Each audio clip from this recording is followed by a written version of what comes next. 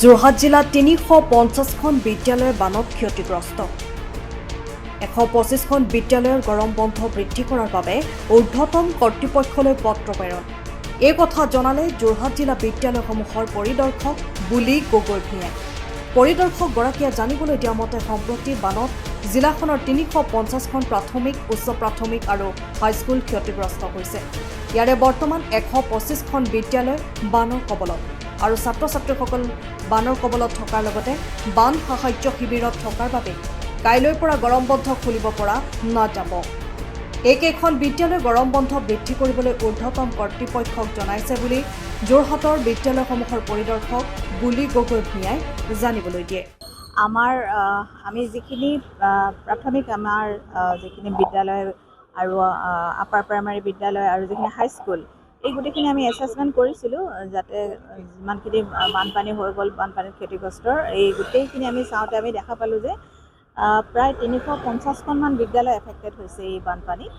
আৰু তাৰে আটাইতকৈ বেছিকৈ প্ৰভাৱিত যিখিনি প্ৰাথমিক বিদ্যালয় হওক বা যিখিনি বিদ্যালয়ত আমাৰ যিখিনি ৰিলিফ কেম্প আছিলে আৰু যিখিনি বিদ্যালয়ৰ ছাত্ৰ ছাত্ৰীসকল তেওঁলোক কিন্তু ক্ষতিগ্ৰস্ত হৈছে, হয়তো বিদ্যালয়খনত পানী সোমাইছে বা ওলাইছে। গতিকে এনেকুৱা ধৰণৰ গোটেইখিনি আমি মিলাই পেলাই চালোঁ যে ১২৫খনমান বিদ্যালয় আমি বৰ্তমান সময়ত যিটো আমাৰ গৰমৰ বন্ধটোৰ পিছত আমি বিদ্যালয়খন পুনৰ খোলাৰ কাৰণে আমি ব্যৱস্থা কৰিব নোৱাৰিম সদ্যহতে।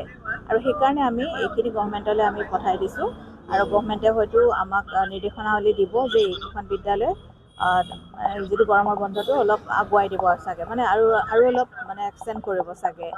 আৰু সেই হিচাপে আমাৰ কমিশ্যনাৰ ছেক্ৰেটাৰী ছাৰে আমাক যিখিনি নিৰ্দেশনাৱলী দিছিলে সেই মৰ্মে আমি এইখিনি কাম কৰি দিছোঁ। আৰু আজি আমাৰ অসম চৰকাৰৰ ফালৰ পৰা আৰু আমাৰ যি টেক্সটবুক কৰ্পৰেশ্যনৰ ফালৰ পৰা এই ছাত্ৰ ছাত্ৰীখিনিৰ যিখিনি তেওঁলোকৰ হাতত যিখিনি ফ্ৰী টেক্সটবুক আছিলে বা তেওঁলোকৰ পৰা এতিয়া বানত ক্ষতিগ্ৰস্ত হ'ল, সেইসকল ছাত্ৰ ছাত্ৰীৰ কাৰণে অলপ সংখ্যক আমাৰ একদম প্ৰথম প্ৰিলিমিনাৰী অলপ FTB আমাৰ আহিছে আজি, আৰু এইখিনি আমি কৰ্পৰেশ্যনৰ পৰা আজি আমি ৰিচিভ কৰিছোঁ। আৰু ইয়াৰ লগতে আমাৰ ছাত্ৰ ছাত্ৰীসকলৰ যিখিনি অলৰেডি তেওঁলোক ক্ষতিগ্ৰস্ত হৈ গৈছে, তেওঁলোকৰ কাৰণে অলপ সকাহ পাবৰ কাৰণে তেওঁলোকে কৰ্পৰেশ্যনৰ ফালৰ পৰাই অলপ আঁঠুৱা বিতৰণ কৰিছে, আঁঠুৱা আৰু বেডশ্বীট তেওঁলোকে আমাক প্ৰভাইড কৰিছে। সেইখিনিও আমি আজি আমাৰ গোটেই ADC ছাৰ আছে, আমাৰ আটাইখিনি ব্লক অফিচাৰ বা আমাৰ অফিচিয়েল সকলোৱে লগ লাগি যিখিনি আটাইতকৈ বেছি ক্ষতিগ্ৰস্ত স্কুল আছে সেই তাৰ পৰা আমি আৰম্ভ কৰিম।